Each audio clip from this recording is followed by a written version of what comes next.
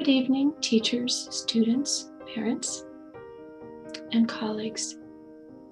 This year, 2020 into 2021, represents a turning point in America's 245-year experiment to unify the indigenous people of the continent with newcomers from all over the world. Some seeking freedom, some losing freedom, all eventually needing to share one safe and unified home. We formalized our nation almost a millennium ago, and centuries before that, we had already experimented with what it means to unite people who see the world from diverse perspectives. This year, we especially have experienced both a great divide and also a multi-ethnic movement to close that divide in order to ensure the means for equity. It was a year of great extremes and a year when we realized once again the significant role that the next generation can and must play in chiseling away a definition of inclusivity, a system for equity, a pattern of collaboration essential to keeping the fabric of America stitched together so that democracy can endure one more year, one more century, and perchance another millennium. This is why we need the voices that you are about to hear. Every year, in honor of Martin Luther King Day, and in honor of also the late Torrance resident Jan Jackson, we create a reading in the round. We include excerpts from the Visions of Unity contest, penned by students who have exercised their considerable talents for the important tradition of envisioning a new world. We challenge these students to speak with one voice, uninterrupted by applause, to allow the audience a chance for deep introspection, in the hope that each speaker and each listener will reinforce their well-chosen words with a lifetime of action, so that day by day and year by year, their visions and their voices will not be forgotten, but will bring us closer to a world where everyone feels welcome.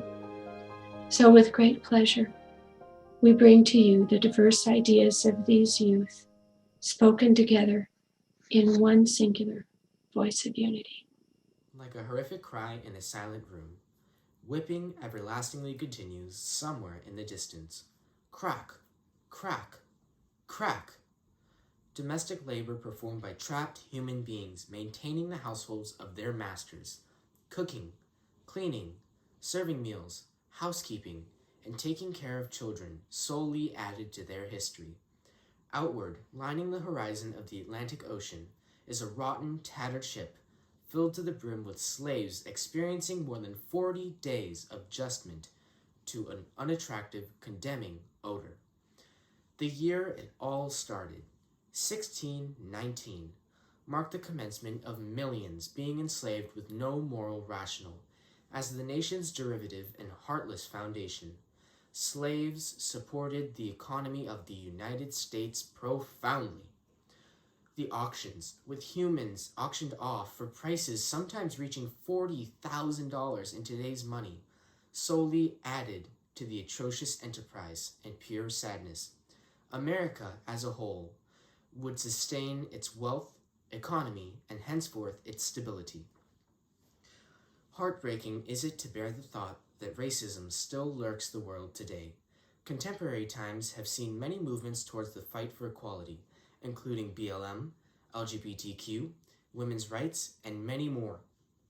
An unthinkable amount of people have lost their lives to disagreement, differences, and who they are. Humans should be able to feel proud of who they are, not fear of being pushed down. Humanity is rooted in the battle between compassion and disagreement. It is crucial that compassion wins this time. Unity is not blanket happiness. In our world's current state of reconstruction, pushing for an all-encompassing compromise would be as useless as a flimsy band-aid for a headache. National unity cannot be implemented until equality is fulfilled. Not equality in the form of performative activism from companies trying to prevent a loss, or in the way of ending every post with #Black Lives Matter. Instead, demolishing every social standing that encourages inequality, continuing in the fashion of defeating racially charged bills like Proposition 20, or demolishing no-knock warrants. Unity will cease to exist until everyone in the nation is on the same playing field. Malcolm X described the racial discrepancies best when he said, "Sitting at the table does not make you a diner unless you eat some of what's on the plate." When socioeconomic status, method of arrival to this country, or simply physical appearance, when they no longer hold power.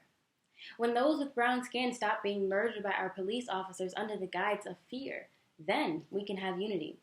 When my sister can style my 5-year-old nephew's hair without considering future police profiling. When the opinions of those with white skin stops being treated as unwritten law. When the killers of George Floyd, Trayvon Martin, and Breonna Taylor have received their just due. Only after will unity be attainable. No matter how daunting, it can be done. The year 2020 demonstrated the power within unity. COVID-19 had our world leaders by their necks, killing 10,000 people a day. But our front line of defense was composed of African Americans, young people, Asians, the elderly, and all in between. They were all joined together to protect the community. To continue, the death of Los Angeles royalty Kobe Bryant and Nipsey Hussle brought opposing gangs under one roof. The world had a front row seat to the largest movement in the country's history, as Black Lives Matter protests erupted for all to see, where all races, religions, backgrounds, and genders mixed into the sea of uproar. People around the world joined arms with our fellow Americans to fight for change and bring justice for the victims' families. It is up to this next generation to continue it, not to unilaterally settle, but to work in harmony with people you never knew existed. Not to grudgingly relinquish your upbringing, but to take the necessary step towards equality for all, because that's what unity is truly about. I walked towards the gravestone. My grandfather's name was written on it in large bold letters. In my hand, a handwritten letter. I read it once more. Dear Grandpa, much has changed since your time. Mom told me about when you used to protest. When you protested in the 50s, the crowds were like the dark, cloudy night sky. There were few white stars. Now, when we protest, all races are participating. All races support the African Americans. We now walk amongst white, yellow, and brown people for the same cause. I will be going to college in the fall, a dream that no one else in the family could fulfill. But now we are accepted for who we are, and we can participate in the things that we once couldn't. Today I can spend time with friends, no matter their color. Whenever we laugh, I'm reminded of the sacrifices you made so that I can have this freedom. Our people have brighter futures also, thanks to the people like you who gave their lives fighting for our freedom. But there is still more to fight for. But I'm proud to know that I had a grandfather like you. With love, your grandson. I walked even closer to the gravestone and got down to my knees. I placed the letter down, grabbed a stone, and put it on top. Thank you, Grandpa, I whispered, smiling. I got up, turned around, and walked away. What's for dinner? My grandmother, my Harmony, looks up from the sink. She wears a shirt patterned with bright, full rosebuds. Stemming from her shirt, her neck rises like a tree stump, then turns into a heart-shaped face barely touched by age. Speak slowly, she says in feeble English. I almost sigh out loud. Our conversations serve as a constant reminder that we will never truly understand each other, literally and figuratively. What's for dinner? I say. Slower this time. She glances towards the stove. Curry. Tell your mom and sister. My grandmother is seemingly incapable of saying the word please. In the past, my mother explained to me that Harmony's direct manner of speaking stems from the Korean honor system, in which elders claim total respect from younger generations. I know she doesn't mean to sound demanding, but she does, and I loathe it. Okay. Without waiting for a reply, I head back upstairs, leaving my grandmother alone with her dish soap and rose petals. Just like that, the meeting between our two worlds is over. My last class of the day is AP Lang. 5 minutes before class ends, my teacher instructs us to write thesis statements for our upcoming political climate essays. Quickly, I type out a statement. As American citizens increasingly view themselves as members of various factions rather than a whole nation, mindsets become increasingly narrow until anything the other side has to say is automatically deemed unimportant. After being dismissed, I leap down the stairs, and then I hear voices coming from the kitchen. My mom and my harmony are speaking in Korean. Their voices raised enough that I know something's wrong. Hovering just inside the hallway, I catch snippets of their conversation. Coronavirus rates are spiking, ventures my mother before finishing her sentence in steady, self-conscious Korean that's far from fluent. China, I hear my harmony argue. The president is being irresponsible. He will protect us, my harmony insists before unleashing a string of Korean phrases that I can't comprehend. She sounds frustrated and miserable all at once. I hear my mom sigh. Sorry, Mom, I can't understand half the words you're saying. Knowing that the conversation is basically over, I step out of the hallway. From the other side of the room, my harmony leans against the sink. Her eyes are squeezed shut, and she's clutching a dish towel in one hand. We talk a little, and then my mom exits the kitchen, leaving me and my harmony alone. Are you hungry? She asked me. I was just wondering if you're feeling okay. A fraction of a smile tugs at her lips. I'm a little tired, she says. Her pronunciation is hesitant, and her syllables are soft. There is no trace of the woman who emigrated from South Korea with 3 children in tow. Is there anything I can do? I ask after a long pause. No, my harmony says, a rueful expression on her face. You wouldn't understand. I can't even argue because she's right. We will never truly understand each other. Later that night, I kick up my blankets as I toss and turn. As a liberal-minded teenager, I have almost nothing in common with my conservative grandmother. Maybe I should convince her to switch parties, I muse.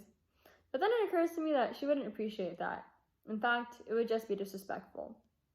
With the clock flashing 2:09 a.m., and with my grandmother's sad eyes embedded in my mind, I slowly arrive at an epiphany that inspires a tectonic shift in my perspective.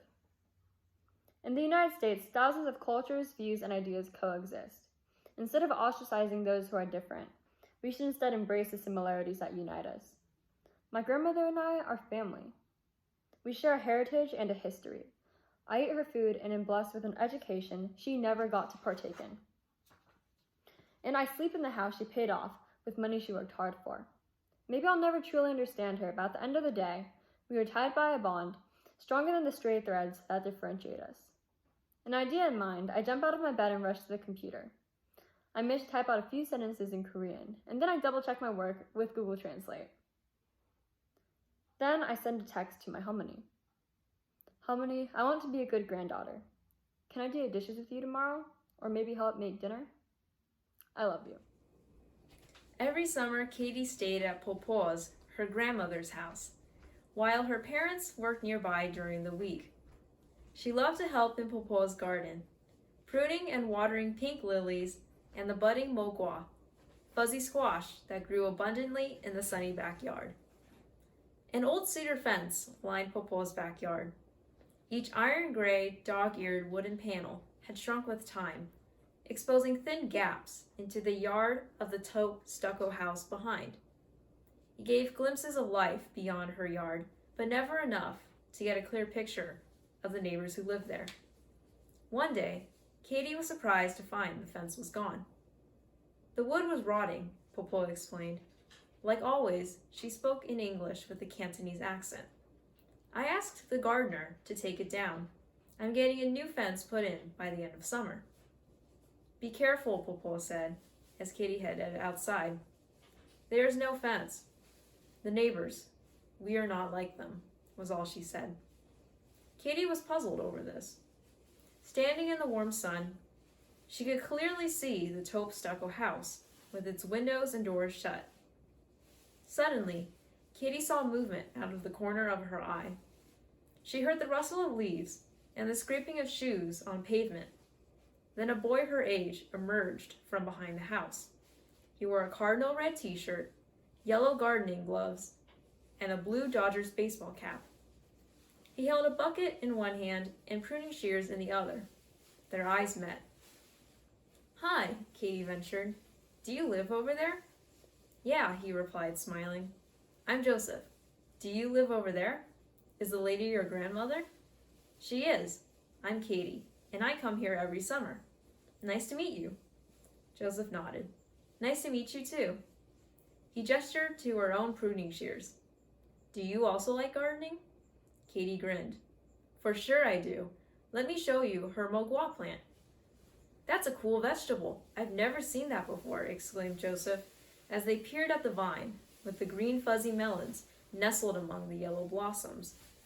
Katie and Joseph continued to chat happily together while Popo opened the backyard door. Katie, she called, before seeing her with Joseph, who waved to Popo with a cheerful, hello. Hello, Popo replied shyly to Joseph as she stood in the doorway. As the days passed, Katie and Joseph became fast friends, filling their conversations with plants, school, and music. Popo silently watched them from a distance, only giving a quiet hello to Joseph when he greeted her. One day, Katie was dropped off at Popo's house by her dad, but the house was empty. To her surprise, she found Popo in the backyard with Joseph. They were deep in conversation, Joseph's laughter mixed in with Popo's soothing voice. Katie, Popo exclaimed when she saw Katie approaching. I came out here from Mogwa to make soup today, and Joseph was in his garden. Did you know his family grows pumpkin? I was telling her about how my mom uses a family recipe to make soup jumu on New Year's and Haitian Independence Day. Joseph added, your grandmother was telling me about her mogwa soup. I'm making it today, Popo told us, with a wide smile on her face. If you come over for lunch, Joseph, you can try some. I'd love that, Joseph answered with a huge grin.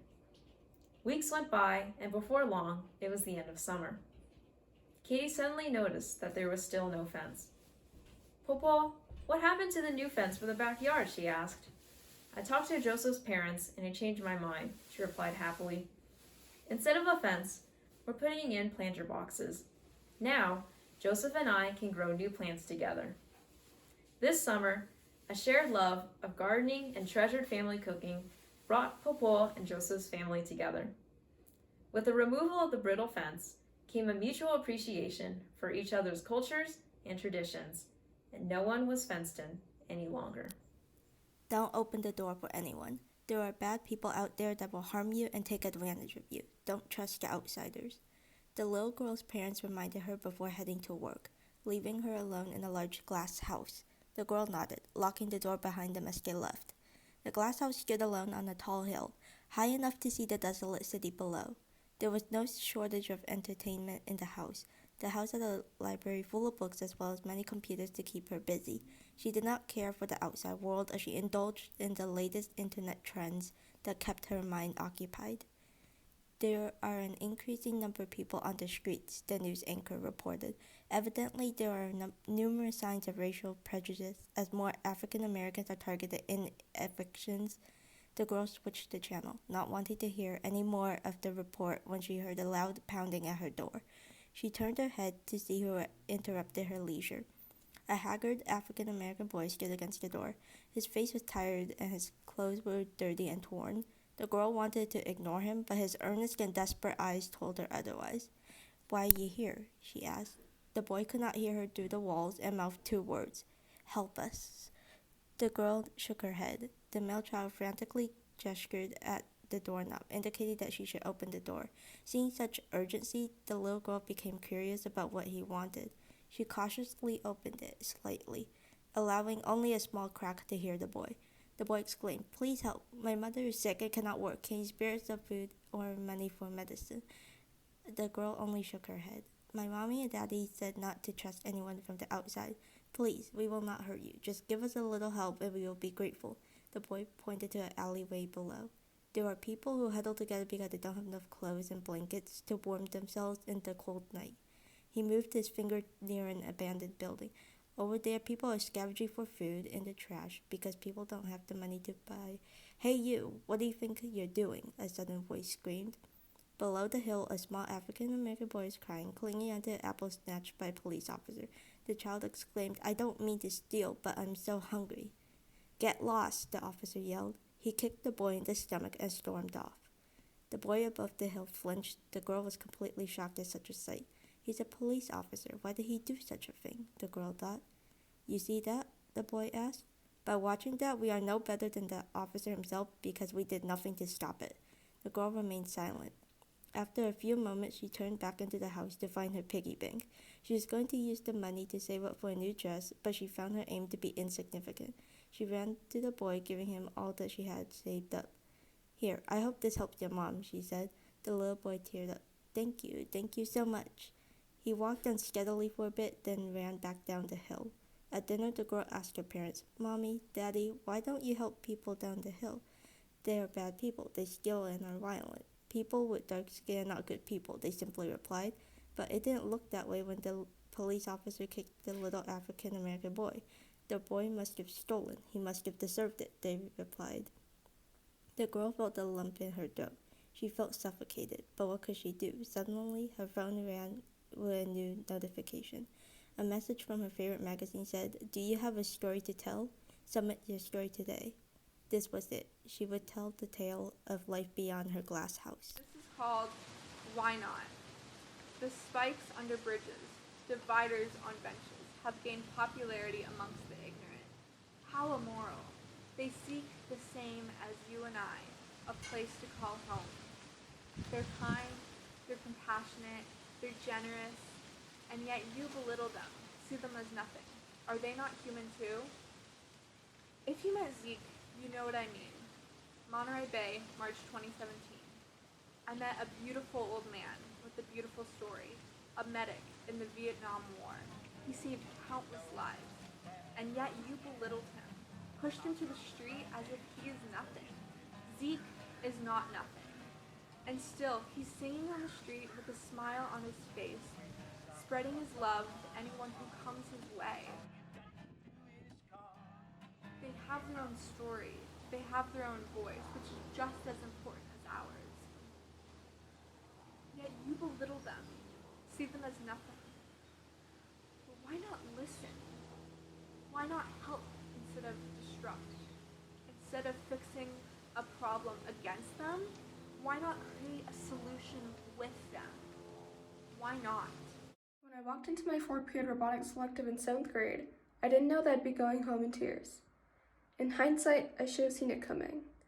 Then again, maybe that incident was something that made me stronger at the end of the day. I was the only girl in the entire class, which made me an easy target for their taunting. I'd been going through this for around 7 months, and so many people had asked me why I hadn't gotten a schedule change.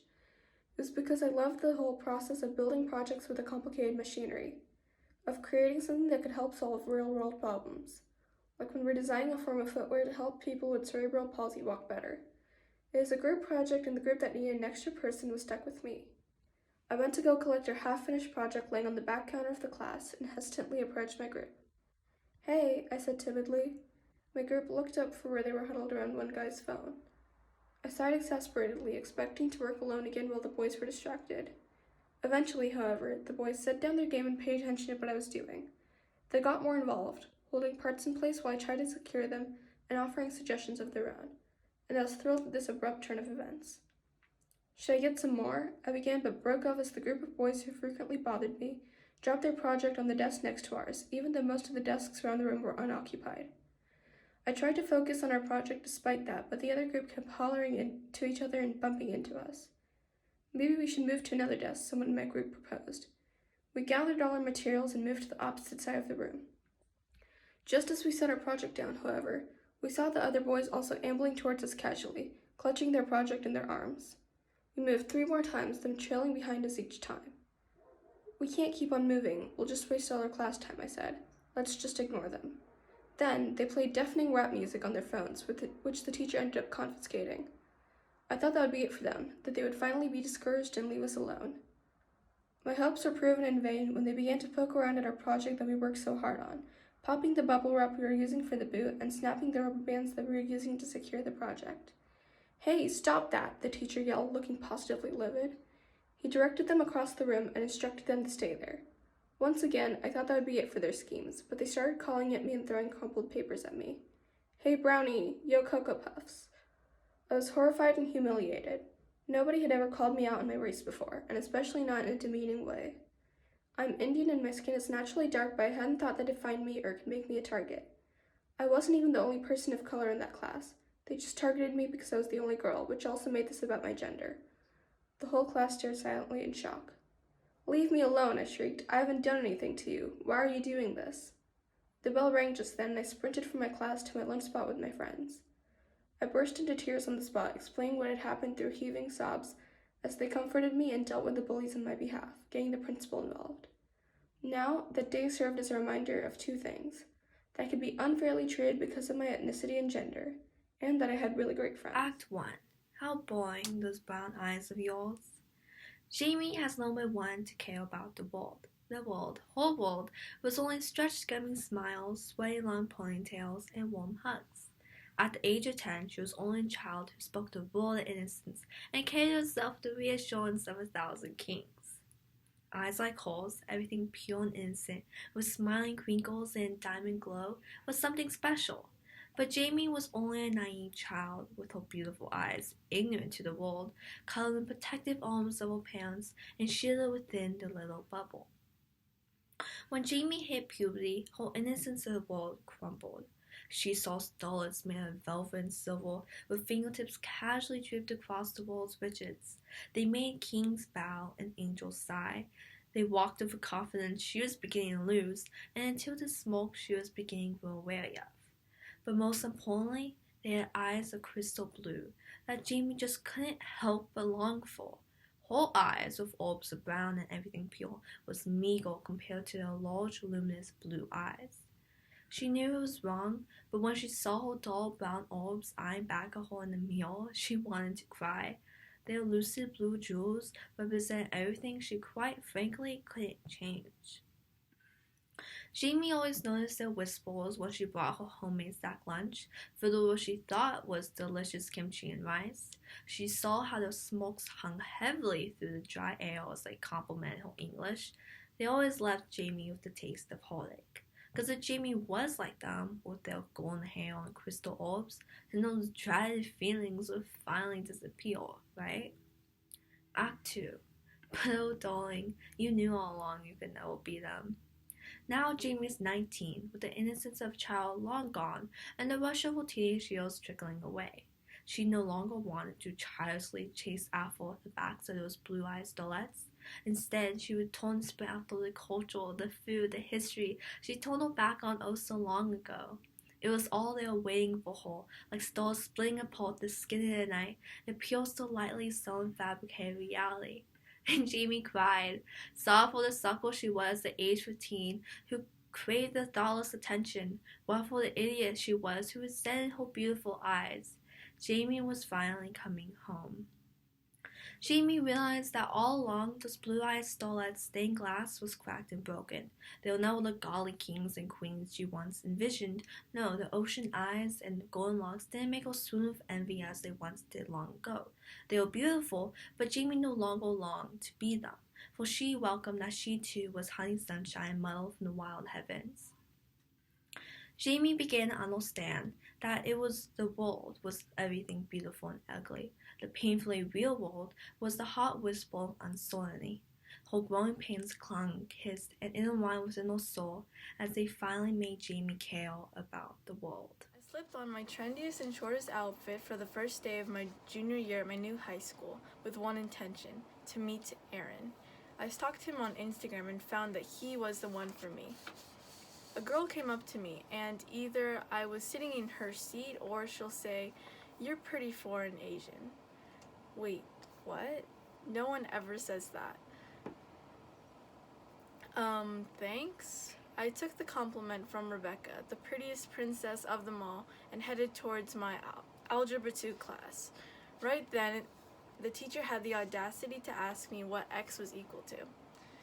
In the middle of my staring contest with a whiteboard, he turned around, swooping to save me from the evil dragon's fire breath. He was already perfect. Well, for me at least. He had decent hair and didn't wear gym shorts for a living. And me being the average Asian girl that I am, I was falling for him. But in the blink of an eye, I thought to myself, I might just have a chance with him. Something wasn't right. In the first 2 months of my arrival, I gained some friends, an actual boyfriend, and was actually looking forward to homecoming. I planned an award-winning duo outfit for Aaron and I to look like we ruled the kingdom. He was the slayer to my dragons, the glue to my paper, the peanut butter to my... The annoying high-pitched squeal of teenage girls caught my attention. No freaking way. I screamed as I stormed over to the flash mob of people taking photos in his "Will you be my date to homecoming" poster. I didn't understand. My body lunged towards him in hope of comfort. What I got was just betrayal. Just why? He somehow managed to form words to explain why he would embarrass me like this. Well, Rebecca likes me and I like her too. I'm sorry, Jueon. Is it because I'm not pretty enough? Not skinny enough? Not blonde enough for you? It's not you, it's... I ran before I could hear the next line of that cliche. I got home and replayed this scene until I couldn't. I cried, screaming to myself to sleep, my pillow drenched in tears by morning. But before I completely lost myself, it came clear to me that I chose him because I thought he would like me. I never even looked into his personality before I fell in love with him, for I fell face first in love with him, literally. I believed when Rebecca said I was pretty for an Asian, and not only is it racist, it just shows the low standards I put myself through. The fact that I took that phrase as a compliment reveals my manipulated head that tries to compete to be the best. Nobody needs Rebecca to tell them they're pretty, or a knight in shining armor like Aaron. I'm just a teen trying to fit into the reality of today's unrealistic standards. And I try to be great when all I need to do is be good enough for myself. If we're pretty, they judge us. If we're smart, they judge us. If we're tall, they judge us. If we are a certain race, they judge us. If we live, they judge us.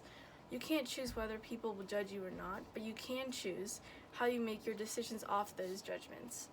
I'm the slayer of my own dragon, and I'm the ultimate judge of myself. And my dragon is beautiful. Social media has truly revolutionized how we can communicate with one another. Some people use it to either cyberbully or to harass others. People do this because they're behind a screen. They can say whatever they want without any repercussions. According to the Megan Meir Foundation, 18% of young teens encounter self-harm due to online cyberbullying. This is estimated to lead around 300 deaths each year. With all this information in mind, the use of social media can cause a crucial detriment to your mental health. But in my opinion, it shouldn't be like this. Social media has and is still playing a vital role in promoting political campaigns. Having that said, people use this media platform to manipulate and spread rumors about politics. This can push people apart rather than unifying them. Along with being able to communicate with others on social media, you are also allowed to showcase and share what's going on in your life. This feature is excellent because it unifies you with your family members or long-distance friends. It can essentially let them know what you've been up to lately. With all the toxic people that use social media, we cannot find harmony in diverse communities. On a personal note, I deal with online challenges. Being a Middle Easterner who uses social media can be a very difficult obstacle since some people use derogatory slurs against me. They call me a terrorist in a joking manner because of what happened on 9/11. There will also be people who tell me to go back to my country when in reality I was born in the US. All in all, social media was made to keep people socially together. But when it's used by problematic people, it can scramble our society apart. I remember as if it was just yesterday, a girl brought her phone up to my face, showing me a blue and white page adorned with pictures and captions. Instagram, she called it. Sixth grade me believed this was the peak time for social interaction, so enticed, I downloaded the app. I didn't see coming my new obsession with likes, comments, and followers. As a young and eager conformer, I scrolled through endless feeds of colorful and vivid images. Soon, I found myself clicking only on pictures with lots of likes, and to make it worse, double tapping the like button as well. What harm could looking through pictures possibly bring? Turns out, a lot. After spending enough time, the app conditioned me to believe that society only desired and accepted people with a certain amount of likes. I noticed a trend among all those popular pictures. They hinted towards the perfect skin tone, facial features, and fashion style. In my mind, I began to divide the human population into two sides. Ones accepted by society by fitting the standard, or those now considered outcasts for departing from what Instagram deemed perfect. I can confidently assume I was not the only one who felt this way. Everyone I knew began to discriminate. The entire sixth grade started to divide into little cliques. Friend groups obviously existed before the Instagram fiasco, but soon everyone separated into distinct groups. Those who fit the Instagram aesthetic, those who tried but somewhat lagged, and lastly, those who did not wish or were unable to conform. The introduction of social media turned us into people who judge and discriminated based on looks. I admit that social media did discourage me from befriending those who were different, but after spending hours on the app, I found myself clicking on random, less popular posts. I liked the picture of a girl fully embracing her ethnicity and culture. She told her story. She was ostracized for not having the desired skin tone or name brand outfit. Despite coming face to face with discrimination, she expressed words of encouragement for others like herself. As if to add fuel to the fire, her picture perfectly depicted her diversity and her sun-kissed tan skin and her smile imbued with confidence. Her expression screamed bravery and courage, as if not even the tiniest bit swayed by rude comments. A light bulb flashed in my mind. I had been doing everything wrong. I should not have separated people by their race, gender, looks, or wealth. Instead, I should have focused on their inner beings, because in the end, we are all the same. Stumbling upon this post changed my worldview, opening my eyes to social media's capacity for good. Especially now during quarantine, everyone relies heavily on technology, thus making them more prone to the negative impacts of social media. But maybe the heavy use of technology has an upside. I believe that if used correctly, technology and social media can actually unite people. Technology allows for the quick spread of information, and if more pictures, blogs, or videos about unity and inclusion exist, then people may gradually embrace the idea that humans can coexist as a whole, undivided into fragments that infringe upon our true selves. Thank you. It's nice to meet you. How are you doing? Are you okay? Looks of confusion fill my vision. It dawns on me what I forget. These words are not in their dictionary. This is not their language. I need something from you. Did you hear what he did the other day? Have you seen what she's wearing today? These they welcome with open arms, and my friends are now at ease. This is what they understand. This is the new language. I demand, I want, I need, slay, savage, ratchet, blame, retard, mental. If hearing this feels like deja vu, don't worry, you're not alone. You're a member of the modern American society. When did the narrative become so cruel? The flames of text on my screen seem so biting. When did the shades of our skin, the people we love, the grades we get, become slurs to coin an insult to wield? In a sea of faces surrounding me, enveloped within all the bright screens, they're staring, not seeing. With the endless streams of word that pour out of their mouths, they're talking, not listening. We cannot be driven apart by the harsh rhetoric of today. We cannot accept this as the new normal. This is not the world I want to live in. This is not our language. Once, when I was in the 5th grade, I got called to the office. I contemplated any logical reason why I could be in trouble. There was nothing I had done wrong. As I entered the office, I heard a woman speaking in Spanish to one of the teachers. While the teacher eagerly tried to understand the woman, I looked to the right of the room and noticed a small child, much younger than me, sitting on a chair with a confused gaze. The teacher had finally noticed my presence and made a face of relief. She then asked me, "Do you speak Spanish?" I shyly responded with a nod. She then answered, "I've been trying to understand what this mother has been trying to tell me, but no one knows any Spanish." The mother then looked at me with eyes of hope and began telling me she simply wanted to pick her child up early from school for an appointment. I then began translating her request to the teacher and helped facilitate their conversation. That day, I went home feeling proud of myself for being able to help someone out. I felt proud to be bilingual. That pride and joy I felt that day did not last. Though since then I have continued to help translate for others when I can, the contentment I once felt to be bilingual slowly turned into insecurity. Though I wish my tongue could move swiftly and dance with every word I say, instead it stumbles with the intricate job of pronunciation.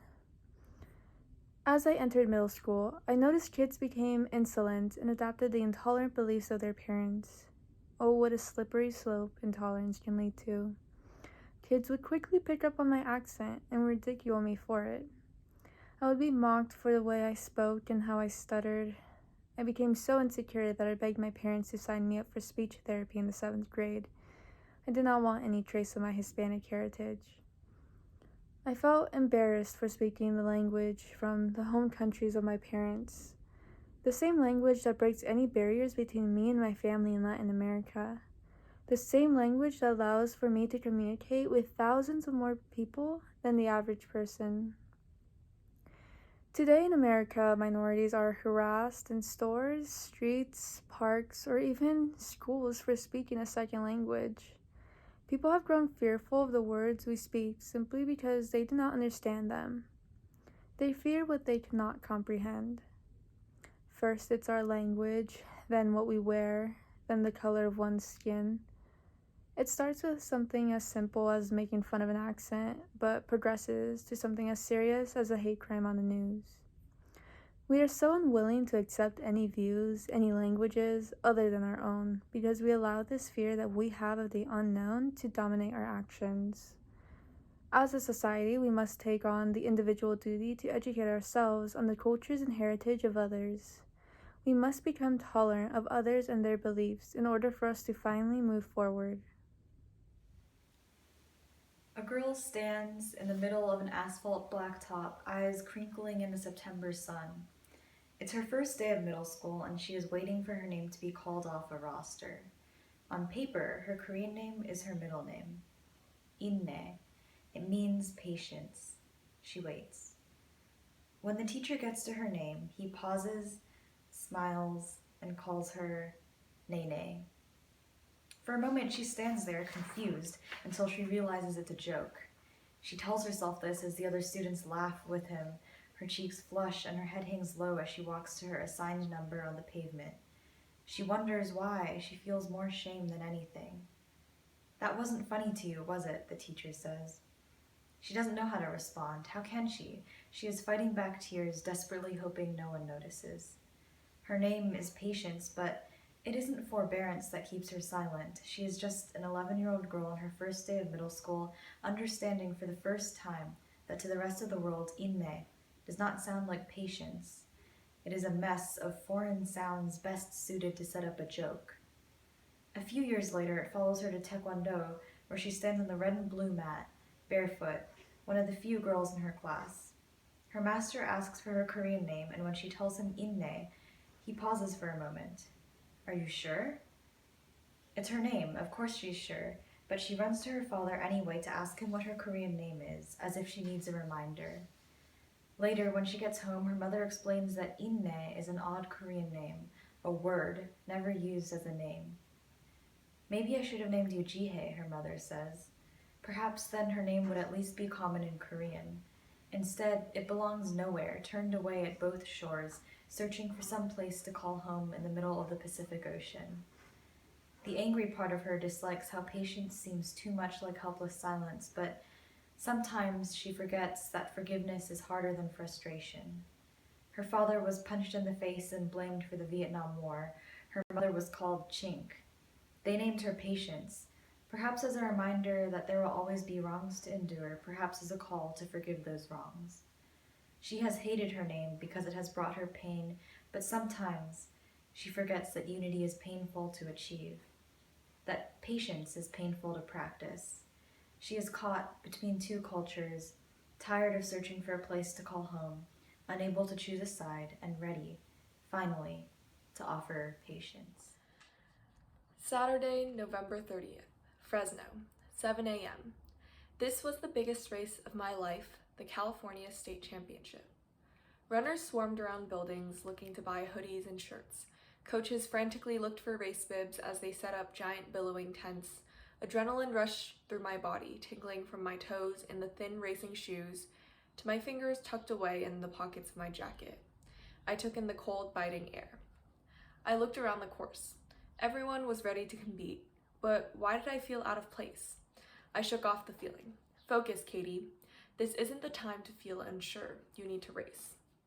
I closed my eyes for a split second, then I remembered the feeling I had watching the Nationals race a year ago from the perspective of my couch in the living room, looking at the sea of blonde brunette girls with colorful eyes, focused in on the finish line on that beautiful green course in Portland.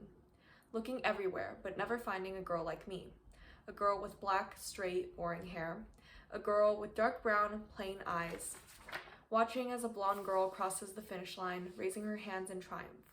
Wishing I could be her, I wanted to fit in with society's norms, the girls I saw on TV, the girls in the sports advertisements. Being myself wasn't enough. When I focused on the race course again, I saw athletes who were so different from me. I saw that I was the only one who had the pin-straight hair and brown eyes. I felt shaken. Did I belong here? Was I meant to be here? Or had I manipulated myself into actually believing that I would do well? No one who looked like me had succeeded here. No one who looked like me had left a memorable impression. What was I doing here? Girls, get on the starting line. Your race starts in 5 minutes. I had to go. I had to run. But for the first time, I didn't want to. I felt so lonely and overcome with muddled feelings I had never comprehended so clearly before. Regardless, I stepped onto the course and lined up. Remember, do not start until the starting gun goes off. If you do, we will start again. The official rambled on and on. I didn't want to hear it. I closed my eyes again. This time, I saw something different. A swirl of bright red, fluorescent, yellow, neon orange, a punch of adrenaline. Swirling in my head was all the work that I had put in. Hours in the gym, lifting weights to get stronger. Miles and miles and miles. Long runs and track workouts. The pain I felt when pushing through the last stretch of a race, but also the sheer happiness. The endorphin rush. The sweat dripping down my face and down to my legs. Running every single day of the week, logging all my runs, counting the miles, never missing a day because I wanted to be here. I deserved to be here. When the starting gun goes off, you may begin the race. I knew I needed to be here, not just for my own good, but also for others. This wasn't just about me. This was for everyone who had ever felt like me. For those who recognized that they looked different from a young age. I opened my eyes, focusing on the race ahead. I embraced the cold, biting wind with anticipation. The tents billowed, race bibs flat, and my toes tingled. I felt ready. Runners on your marks. It didn't matter that I looked different. This was something I had worked for. Nothing could keep me from being here and from running. Get set. This wasn't just a race anymore. Bang. This was a race for representation. The board is too far away. Teacher, I can't see. Someone yanks their eyes back. It's because you're Asian. Laugh it off. I got an A on the test. Of course you did. You're Asian. Ching chong. Laugh it off. Asians eat dog. Gross, don't eat my dog. Laugh it off. You caused the virus. Asians are dirty. I shouldn't have to laugh it off. I shouldn't have to hear those comments. No one should. Don't say these things. This is racist. This hurts our feelings. New ideas. Changes in people. Acceptance. I can stand up for myself now. We all can. As we grow older, we drift away from the two-dimensional fantasy that is our childhood. When I look back on my own life, there was racism going on before I was even old enough to notice. During my years in elementary, my mother would volunteer around the school, like run the library, be the room parent, print copies for the teachers, make the yearbook, or run adventure through art classes. My mom being Hispanic, she was an odd one out. While there were some parents who would treat my mom as an equal and befriend her, there were many who would treat her with no respect or decency. My mom would greet them, but they wouldn't greet back, and when they weren't bold enough to be upfront with their discrimination, they would act passive-aggressive towards her, always making it difficult for my mom to do simple tasks. There was no gratitude or respect for the sacrifice she was making for all the students, including their own children. Although it wasn't directed at me, it shaped the way I saw my peers and their parents. As a 5th grader, my elementary school participated in a district-wide co-ed basketball tournament. Almost right off the bat, I was able to see the blatant lack of respect my teammates and their parents had for me and my parents. I will say there have always been a handful of good people who throughout the years have proved to be fair and just and have become some of my family's and mine best friends. Unfortunately, this was not the case with most. At first I thought if I could be a good basketball player, I would earn their respect, but no matter how good I got, it didn't change the dynamic of our relationship. there was always just an awkward feeling between me and the others. When I thought my situation was bad, my sister started playing basketball and her experience was much worse. In a 40-minute game, my sister would get an average of 2 passes from her teammates. Mind you, she was at least 2 feet taller than the average player on the court.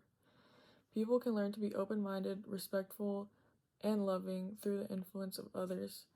Family and society play a great part in our own actions. Learning to see how beautiful each culture is can help us become more open to spending time with different people. Schools can have cultural celebrations so students can experience different holidays. More importantly, having basic human decency is to treat others the way you want to be treated. I'm grateful to be able to use my past experiences to intentionally be different from those who hurt me. I'm grateful for how I've grown and matured, and I'm glad to be liberated from stereotyping people due to their race and being able to look at all human beings in the same way. When the man first arrived, no one paid him any heed. He yelled in the streets, calling for attention from passers-by. Glances were spared his way, but his ravings and hatred blurred with the noise of the city, words fading against closed ears. Angela Clarkson didn't have many hobbies. The first time she saw the man preaching on the street, she saw the passion in his eyes and how fiercely he spoke. While others walked by, she listened to his words, really listened, and she stopped. Alianna Martinez had a secret. It was a big, dark secret, and it was eating her alive. She knew her family wouldn't accept her if it ever came to light, and she couldn't imagine telling her friends. Jokes about the subject brought forth nervous laughter, and she'd quickly deny and change the topic of conversation. What, you aren't gay or something, are you? She was. Alianna Martinez was extremely, unchangeably gay.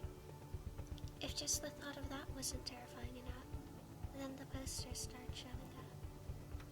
Angela was finally excited. She didn't know for what entirely.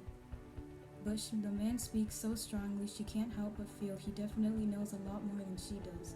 She's willing to nod and go along with what he says, and he always has a smile for her in return. A few others have joined their cause, but Angela holds a place proudly at the man's side. So when he asks her to put the papers around the school advertising their cause, she does. The posters were full of hatred. At her, at others like her. Judging words and cutting phrases printed on crisp, white sheets. Flustered and confused, Alianna briskly walked down the hall, eyes down and away from the littered walls. When her friends laughed about the posters later, Alianna did as well. People began to listen more as their numbers grew. They listened, they stopped, they cheered. Angela stood proudly at the side of the man alongside many others. They were superior to the rest in mind and body. He often told them all this and attested to their supremacy over the common masses. He was like a prophet. His words pulled in others and enlightened them. She didn't miss her old way of living, with empty rooms in a house, and hours of just laying there, staring at the ceiling. She had a new life now, as though she had been reborn. It was suffocating. Family dinners began to feel more like interrogations, and Alianna could barely make it through lunchtime before dashing off from her friends. She wasn't sure if they were still her friends at this point. She was certain they wouldn't be if they knew the truth about her. Not a day went by without her locking herself in the bathroom, breath coming in shallow and much too fast. Her nails cut into her arms, but the stings were barely noticeable. She just wanted to be. She just wanted to hold hands, to find someone, and love. To laugh and love with someone. And if that someone happened to be the same gender, why? Why did it change so much? New members flowed in daily. Some of the people who joined had less than savory character, but the man said they would help. Angela soothed her fears about them. She trusted the man. He knew a lot more than she did, but did they have to beat the boy who was pressing a chaste kiss onto the cheek of another? Surely he could have been taught some other... No, she had to stop thinking. The man told her that sometimes. She thought too much. Following was much easier, but if pleading eyes haunted her dreams at night and her mouth opened in a silent cry for help stayed in the back of her mind, that was nobody's business but her own. Alianna walked through the streets with her head down. The atmosphere of those walking held a certain weight. People filled with a mindless hate towards her mixed into the crowds. Glancing up, brown eyes met pale blue. Eyes locked together for a moment before either one or both looked away. The connection was lost. I look over at my phone for the 6th time in 15 minutes. It reads 12:58 a.m. Ugh, nowhere near morning. I think to myself. I roll over and try to force myself to sleep, yet every time I come so close, the thoughts slip into my mind. These pestering thoughts surround my brain, forcing every ounce of sleep out. Quickly, I pull open the blinds and open the window. Finally, I can breathe. The cold air rushes into my lungs and I am able to relax. As I look out the window into the empty dark streets, something glistening catches my eye. A star. A single star, lighting up the night sky. As I stare at the star, my mind begins to run. Thoughts about school, friends, and life begin to run through my brain like wild horses. Then it hits me. I am lonely. How could I miss this? How could I not notice that not a single person has checked up on me? How could I not notice that every conversation I have with someone is one that I begin? The dark of the night begins to surround me, and I am alone. I wonder if stars get lonely. If you think about it, stars burn for billions of years, their sole purpose to burn from within, yet their only interaction with other objects are our words that drift towards the air towards them, admiring their beauty and power. But I am sure they get lonely, with their closest star friends being light years away. Stars and I have a lot in common that way. We long for a friend near us, someone or something to complete us, yet it never shows up. We have this natural gravitational pull that attracts people towards us, but the burning within us causes them to push away. We have so much buildup, so much fusion happening within our fiery cores that someday we're going to implode and bring everything with us. When stars die, they become black holes filled with nothing but sadness and a pull longing for light to arrive. Yet when the light arrives, it's just darkness in disguise. Whether it be a person using you for their dark agenda or a nearby planet, stars and I pull them in with welcoming arms, and their darkness surrounds us. Why can't people just be kind? Why can't I just be accepted? Is this selfish of me to wish that people would treat me equally, even if I am from out of this world? Atoms contain a nucleus filled with protons and neutrons. That nucleus is surrounded by electrons spinning around at speeds I do not know. Yet despite atoms being mostly space, they are more unified than the things they make up. Stars are different that way. Their nuclear fusion fuses atoms, unifying them to create something new. Stars and I have a lot in common that way. We bring people together. Stars and I are misunderstood. We both long for happiness that stays, the happiness that doesn't leave whenever the pull gets too hard. Stars and I were created to light up the world and bring joy. A car passes by, and I snap back from my episode of daydreams and just breathe. I look up at the single star once more, and I whisper, I see you. You are seen, and I am just like you. You are not alone. Everything that I wish people would have said to me, I said to that single star. Once upon a time, a young maiden with shaded spectacles strode into the little French town of Hen, carrying a collection of hand-bound books. Her cheeks were rosy and her lips red, yet the bitter aftertaste of insecurity on her tongue bewitched her words, turning them sour. Small children poked and dared each other teasingly to speak with her as she glided past them on the cobbled streets, not having the courage themselves, but hoping feverishly that someone else would. The young lady had become something of a legend to Hen, with her image the subject of many cautionary tales used to frighten young boys and girls.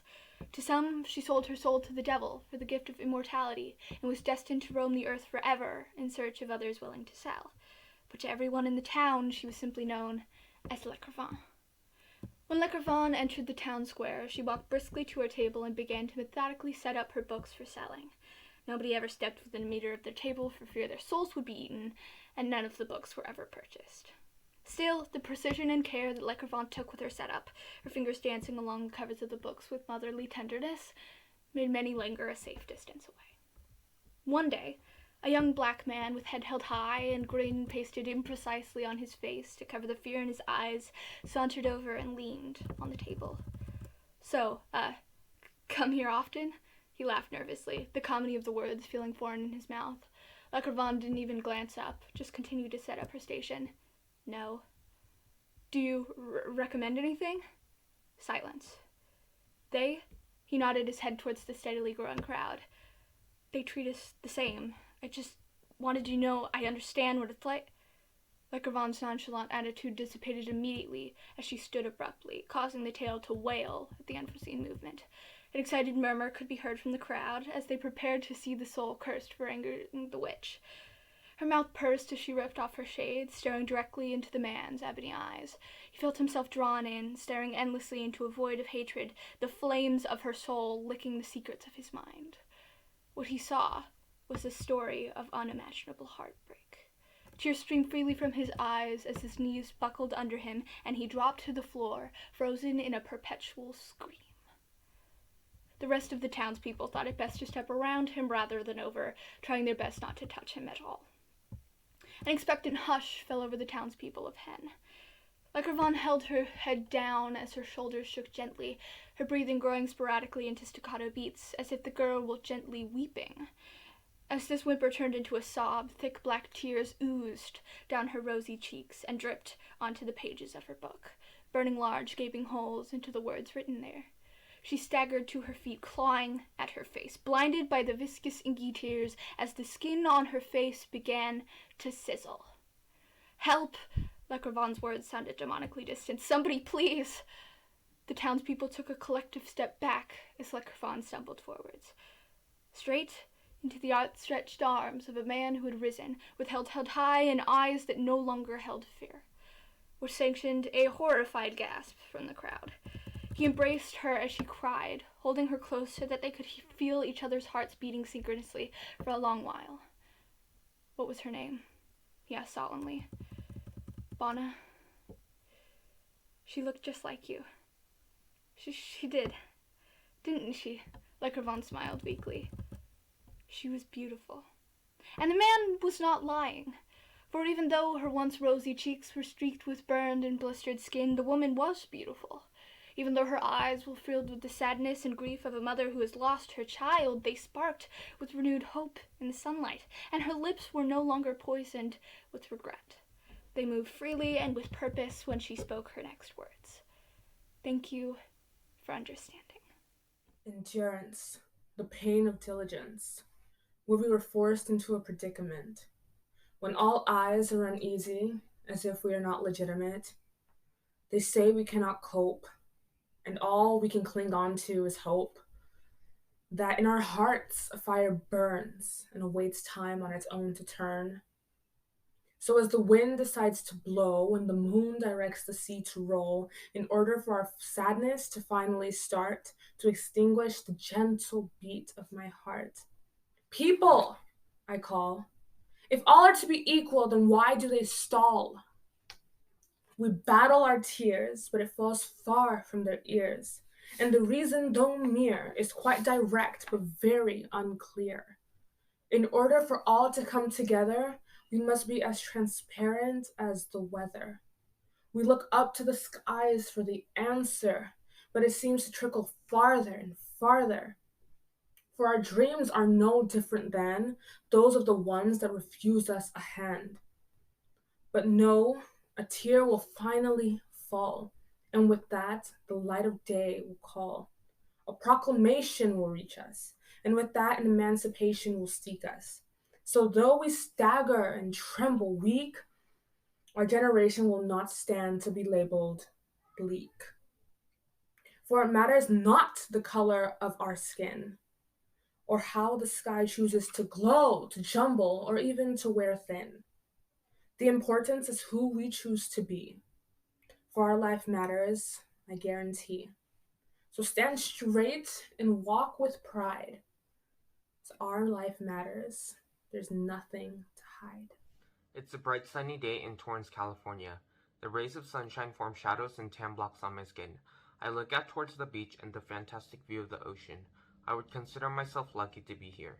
People from all over the world and all ages try to come to America in hopes of fulfilling the American dream. My parents were the same. I was born in South Korea and I've been living in Southern California since I was 4 years old. At first, I didn't think it was strange at all to experience both Korean culture and American culture. I have many Korean friends as well as other friends of different races and cultures. Then through 3 very specific moments did I realize that I cannot have the same normal life that other people could experience. Oma, what are we going to do for Thanksgiving this year? I'm not sure. I think we will go to church and if you want, we can have some kimchi jjigae. As my mom is answering my question, I'm thinking about what a traditional American Thanksgiving would be like. After all, I've only seen it on TV shows and movies. Families as big as 30 people gather around this time and have big meals filled with turkey, ham, mashed potatoes, and other dishes. Every time we return back to school from a holiday such as Christmas or Thanksgiving, my teachers ask, "How was your break? Did you guys spend a good time with your families and eat a lot?" I can never answer that question. My only family in America are my parents. It's such a small ordeal, but seems like such an experience that I would like to have. I hear my mom and dad arguing in our living room. We live in a 1-bedroom apartment, and I can hear everything that is happening outside the door. It seems like they are arguing about our financial situation. Ever since my parents got here, our family has had many financial problems. My dad cannot earn as much as he earned back in South Korea, and my mom cannot easily find a job as she did not speak much English. "Oh, how is it in California? You must enjoy the sunny weather there. You should succeed. Your parents went through hardships to get to America." Hearing those words from others burdens me even more. I must succeed for my parents and bring pride to my family. I'm busy with homework. I go outside to the living room. My dad is making a phone call. He mouths to me, "Can you please translate what she's talking about?" He hands me his phone. I take it and start explaining to my dad. As soon as I'm done making the phone call, my mom asks me to go to Target with her. "Why, Oma? I have to go buy something, but I don't know what it is called in English." "Alright, let me go put my hoodie on." After returning from Target, my grandparents who live in South Korea call us. I talk to them in Korean and afterwards it is already 10 p.m. I head in my room to finish up my English essay that is due tomorrow. As long as I spend time with my family, that is all that matters. Who cares about all the turkey and ham? I'm glad that my parents came to America to give me this opportunity to live here and experience both cultures. Maybe having a burden to do well isn't a bad thing. There can be good burdens too, and they can help and push me to succeed. Translating between English and Korean is a gift now that I think about it. Being bilingual is a gift in itself. Through these experiences, I got to see what this American dream is all about. It's the experiences of multiple cultures and a positive thinking through these hardships in a foreign country. I can proudly say that I'm a South Korean living in America. Melody. In my language, that means ours. Ours as in his, hers, they, them. Our world, our peace, our happiness. Our joy, our turmoil, it's ours in the end. Kalisi. In my language, that means together. Hand in hand, facing each other with whatever happens. Whether that be pain, tears, joy, or happiness. Whether it be times of inequality or abuse, it means together. Nammakam. In my language, that means believe. Believe in the people out there, believe in yourself. Believe in their opinions, religions, morals. Believe in other people's beliefs and belief in your own. Prema. In my language, that means love. The love that we are all capable of holding. Love that we all have and can give to anyone, no matter what and where one comes from. Annam. In my language, that means beauty. Beauty in the colors of our skin, black, brown, or white. Fat, curvy, skinny, tall, or short. The word doesn't know who it's describing, just their beauty. Nopi. In my language, that means pain. Pain that everyone has, that they carry in their eyes or their hearts. Pain that shouldn't be singled to one person. Pain that everyone experiences one day or another. All these words, all these feelings, everyone has them. Everyone feels them. No one can escape them no matter how far they run. They're pieces of our souls ingrained in all of us. Okatika. In my language, that means as one. As one we stand, as one we believe, as one we love, and as one we live together.